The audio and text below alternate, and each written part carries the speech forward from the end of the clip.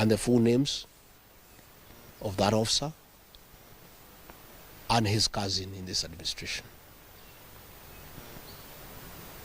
And these people are not answerable to the Inspector General of Police. Your guess is as good as mine as to who is the commander of that unit. Let me emphasize that killing our children will not quell the anger of the Kenyan people. People are very angry with this administration. Abducting young people is not a solution. You must address the cause of the disquiet, of the discontent. Why are people aggrieved with this administration? That must be dealt with. Abducting these children and killing them is not a solution. And I must remind my friend and brother, Dr. William Ruto, that since independence, no government has ever gone for children. This is the first administration in the history of this country to target children for repression and persecution. Even the colonial administration, brutal as it was, it never went for the children. And the question the president must address is simple. Why has everybody turned against you and the administration in only 2 years? That is what you need to interrogate instead of persecuting these children. Again, he must understand the law of nature. Nature abhors vacuum.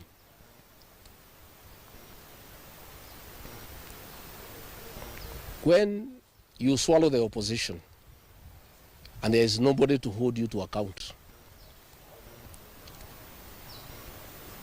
when you capture parliament and other institutions of oversight, since nature abhors vacuum, other formations will emerge to oversight you and hold you to account.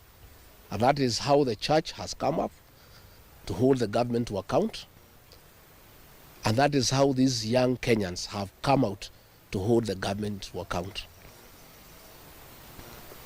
In the unfortunate event that these children were to be muzzled and silenced through death and abductions and other extrajudicial methods of silencing dissent, some new formations will also come up to hold the government in check because nature abhors vacuum.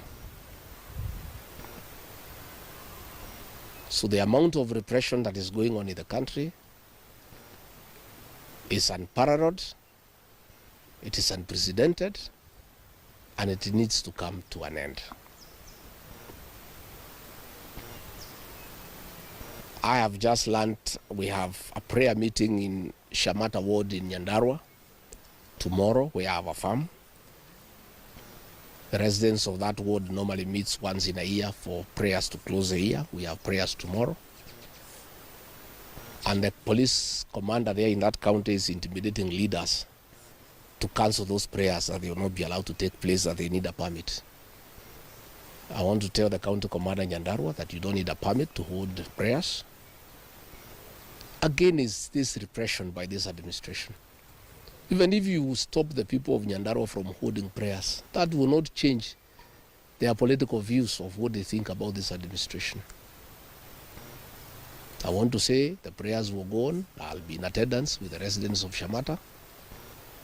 And if the police want to come and stop the prayers, they can go ahead. But that will just enrage the people even more. And those tactics of using police to stop prayers were tried by the previous administration. And the president knows how it worked out. You just agitate people more. You make people more rebellious. There is no need for police to interfere with people's rights of expression, of association, and the freedom of worship. So I want again to ask the Inspector General of Police to tell his county commander in Nyandarua not to interfere with the rights of the people of that area to hold prayers and to congregate to pray together, because those rights are guaranteed in the Constitution. And this is not the way to deal with dissent and discontent. Let the government take time to find out why people are unhappy. Why are people so discontented with this administration?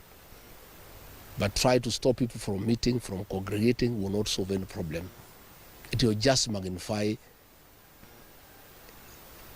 an already bad situation. And I can tell them it will not work. It's an exercise in futility.